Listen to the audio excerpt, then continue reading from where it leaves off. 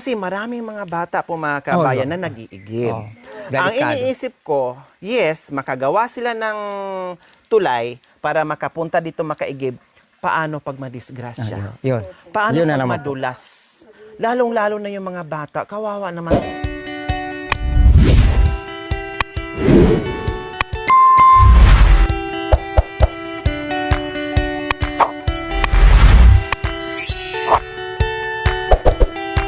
Dito na lang. Okay? So, ayan po mga kabayan, meron tayong plan A. Plan A po natin mga kabayan, yung sinasabi ni tatay. So, ang sinasabi po ni tatay, Nardo, Yun. itong pinaka-sibol, ito po yung pinaka... Parang deposito na ano po, lusutan ng tubig na Bukal, nagagaling po dito. Ang bukal. pinakabukal. Opo. Tapos nagagaling po dito mga kabayan. Opo, No? yun. Ayan, dyan po galing dyan. Dito. So ngayon, ang suggestion po ni Tatay Nardo, total, ito na nagkaroon ng catch basin po dito mga kabayan na kapiraso, hinukay lang nila ito ng itak. Tama po ba Itak, po, itak Tay? lang, itak. So initak lang po ito. Ngayon, siyempre, habang tumatagal, matagal na panahon na ito, no? Habang tumatagal po mga kabayan, ang adobe, lalo silang nagiging solid. Patigas ng patigas itong bato na ganito. No? Patigas ng patigas po mga kabayan. So, tinanong ko nga po kanina ni Tatay Nardo, halimbawa po Tatay Nardo, kung magkaroon tayo ng tangke at maglagay tayo ng pundasyon, kasi siyempre mabigat yung Tatay Nardo. Kasi pag nalamanan na yun ng tubig, magiging mabigat na yun siya at mapuwersa na yun. Kaya kailangan po talaga natin na malalim-lalim yung pundasyon. Malalim-lalim yung Para pundasyon. hindi matibag. Para hindi matitibag. Opo. Hindi magigiba. So ngayon, ang sabi po ni Tatay Nardo, ito ay kayang-kaya daw silsilin. No? Butasan or hukayan, silsilin daw kayang-kaya. Para malagyan po natin ngayon ng pundasyon na paikot na pa-square at medyo lakihan na po namin, lakihan na po talaga namin ang tangke para sulit, huwag na tipirin, lakihan na para maraming pundo. So, paikot ganyan. Paikot. Parang ano ba, parang pagkaradong ka, parang hanggang itaas po yung mga kabayan. Tukod na lang doon.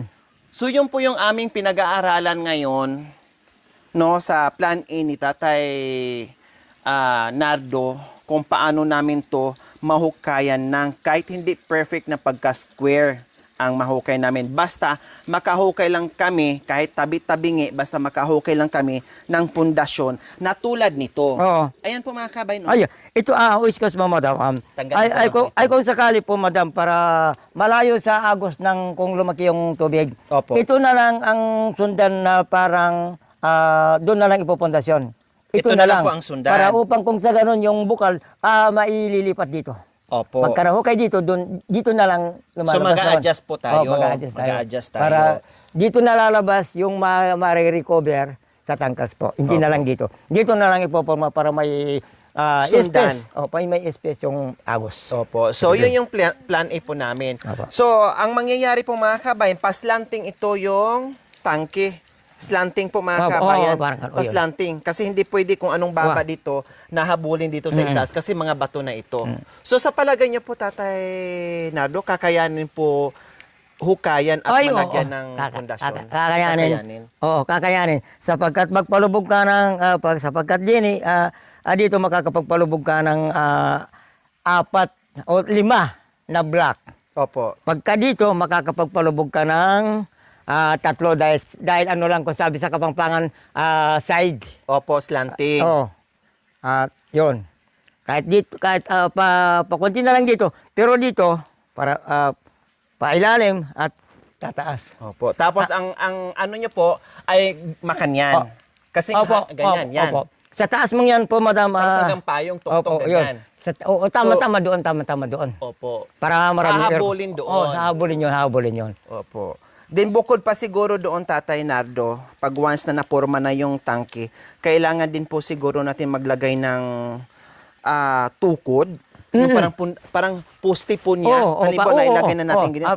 Kailangan may poste po may poste, may brace.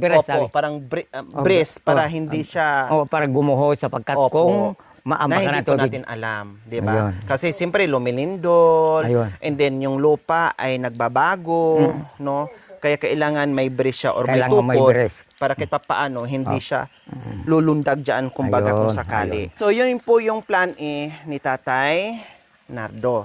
So ako naman po mga kabayan, kasi nga tinitinan ko po yung mga bagay-bagay at tinatanong ko po ni Tatay Nardo kasi sila naman ang nakakaalam dito pagdating sa baha, pagdating sa tubig, pagdating sa lugar nila, no, sila ang mas nakakaalam. So ngayon ang ginawa ko po is Sika.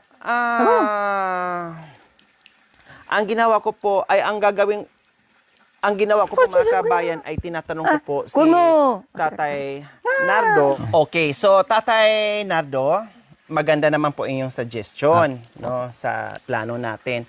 And then, ang nakikita ko pa sa mga sinasabi ni Tatay Nardo sa aking mga kabayan dito sa request niya na para sa community po na mapakinabangan ng lahat. So sa akin po mga kabayan, no, pwede din po tayo maglagay ng hindi ganong kalaking na hindi ganong kalaking tangke dito.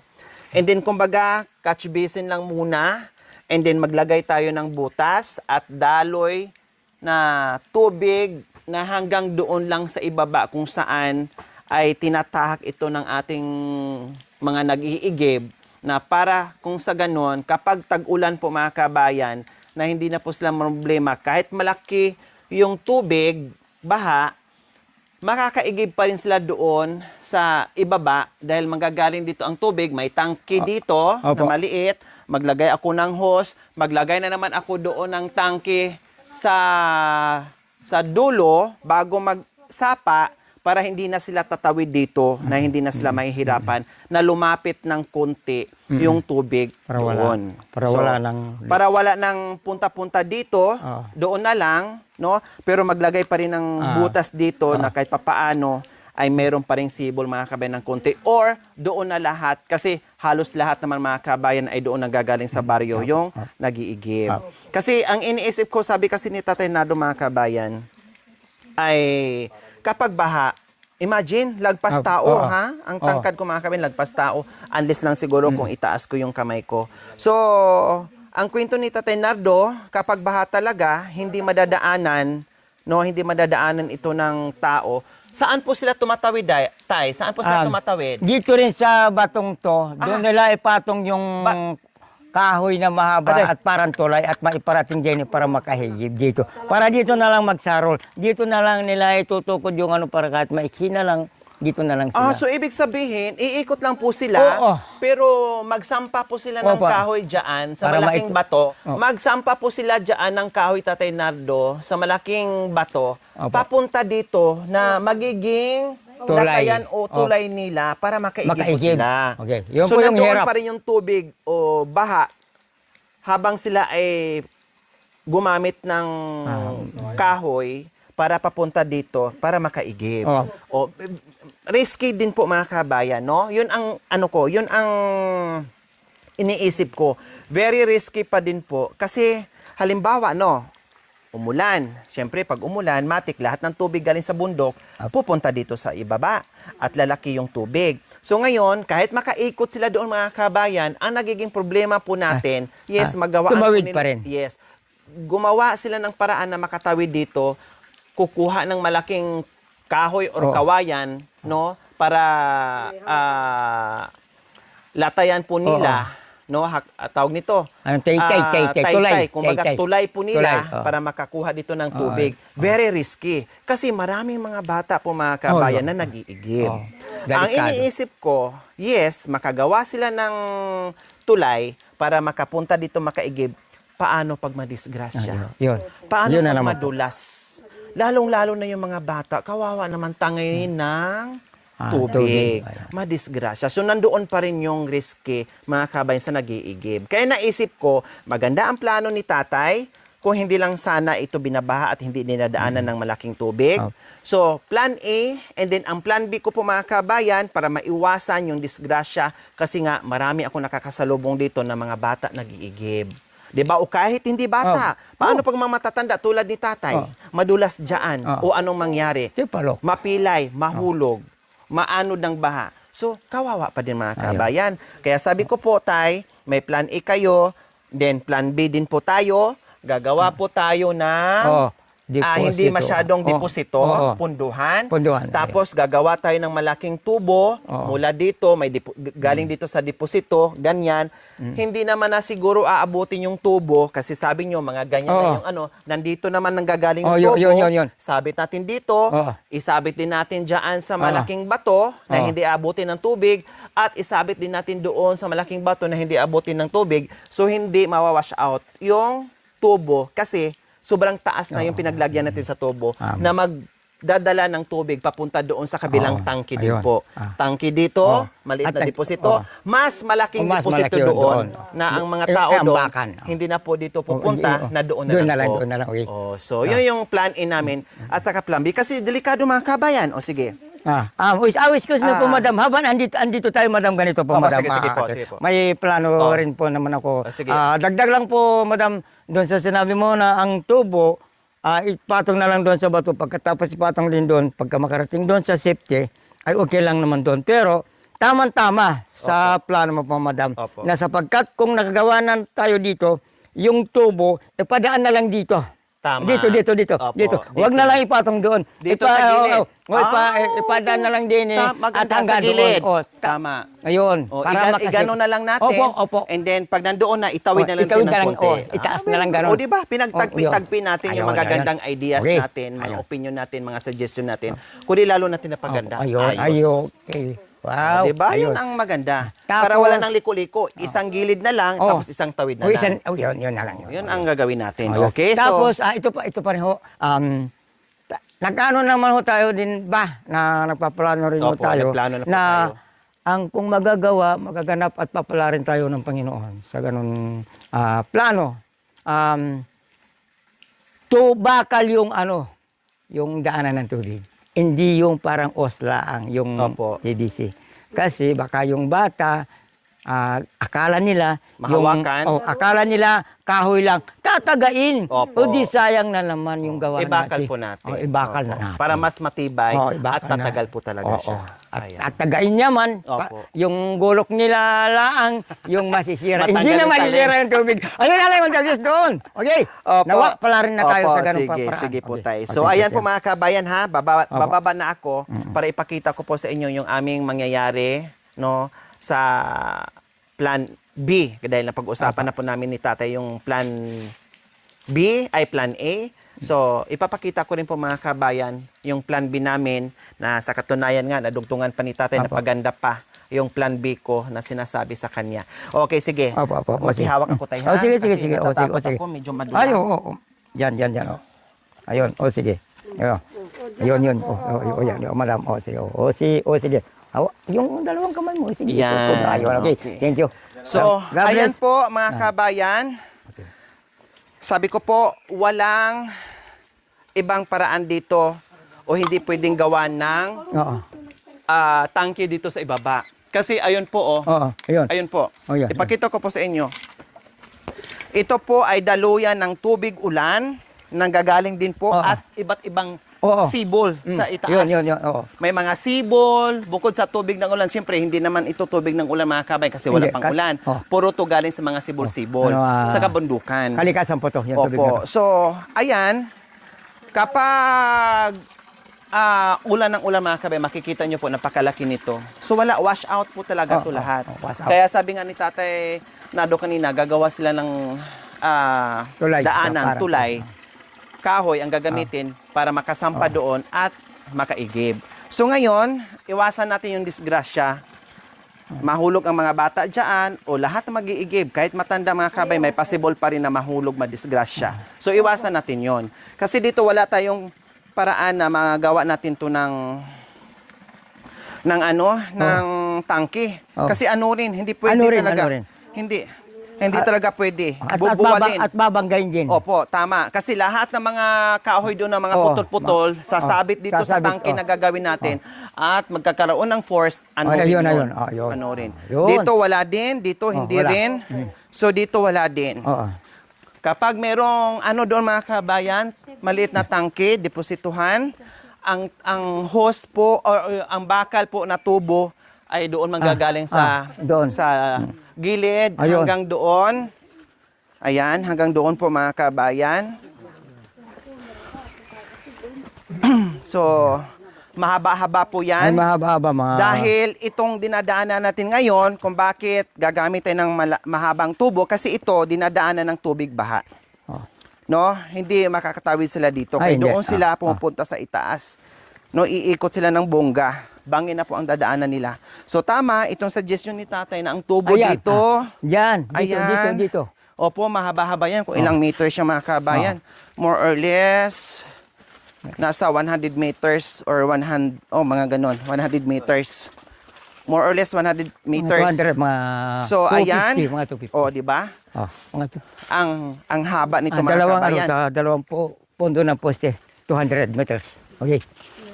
Ayan. So, doon tayo sa pinakaibaba na wala ng sapa, maglagay ng malaking tangke Oh. para yun na yung magiging supply ng ating mga mahal Ayun. na community po mga kabayan sa ating barangay. So ito na yung hangganan ng Ito ang hangganan. Ito na yung hangganan ng sapa na hindi Kung pwede po, madam, pwede po akong tumayo dito. Opo, sige po tayo. Sapagkat kung naipadana natin dito yung tubo, pwedeng dito na lang itawid.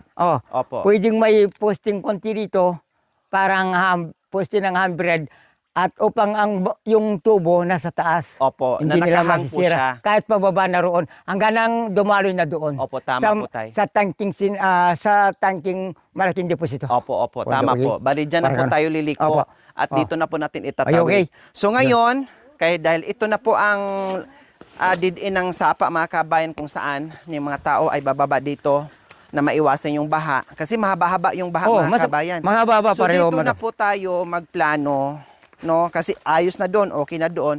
Kung saan na naman tayo dito makalagay ng malaking tangke. Doon po. Na doon lahat po, ng madam. tao na medyo patag, na Doon lahat na ng po, tao madam. dito Doon, na. doon po, So madam. titingnan natin, may tinuturo si tatay na medyo patag at hindi na mahirapan at mapalapit-lapit ng konti at hindi na sila bababa ng tawag nito. Hindi na sila bababa ng May ano po Sapa. dito, madam, kung ano po, madam, dito advisor, pwede po, may tay. ano po dito, parang pundasyon na doon nakatukod yung tubo Opo. at dumaloy dito. Pag ano. Mataas na po dito, tay. Ay, kahit pa baba ng konti dyan. Kahit pa slope gano'n. So dito po, maghahanap kami ng pwesto dito mga kabayan kung saan na po pwede ilagay yung tubo natin. Apo, ayun. Kasi itong inakyat namin medyo mataas na, so titinan ko pa mga kabayan. Ito basta itong area lang po kung saan, ha? Ito lang po, dito lang po tayo pwedeng maglagay ng tubo or tangke pala. Oo. I mean, tangke na kung saan. So ito lang yung part. Medyo meron dito, ito, kasi hindi na talaga to aabutin. Oh. Hindi na talaga aabutin yan. Kailang bangin yan. Bangin na ho po yun, madam. Slanting yung lupa. Dito pwede pa. Yung... Dito, Ah, dito alin? pwede. Pwede na?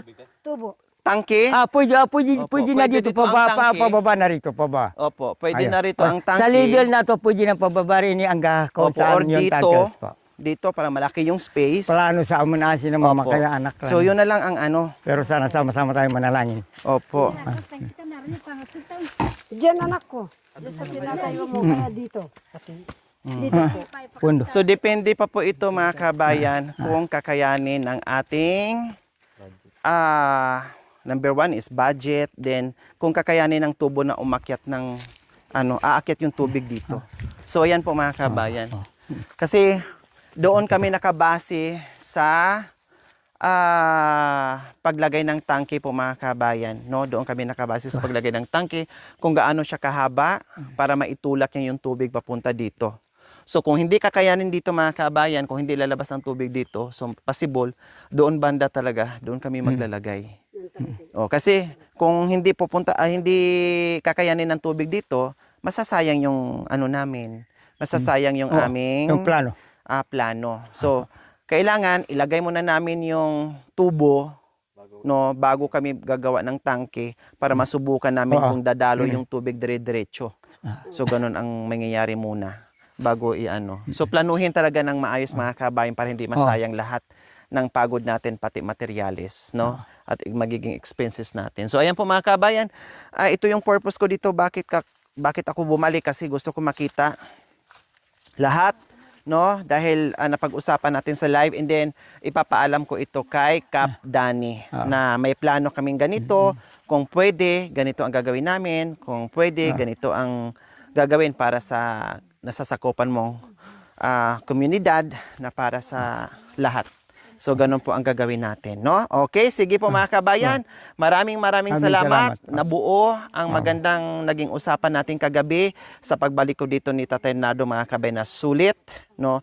At madali namin na pag-usapan ang mga bagay-bagay, pinagtagpi-tagpi namin ang mga magagandang ideas para sa ikagaganda ng lahat. Maraming salamat. See you next episode po mga kabayan. Maraming salamat sa inyong panunood without skipping ads. Like and share. We love you all. God bless us all. Bye. Bye. Okay. Thank you for watching. Don't forget to like, share, and subscribe.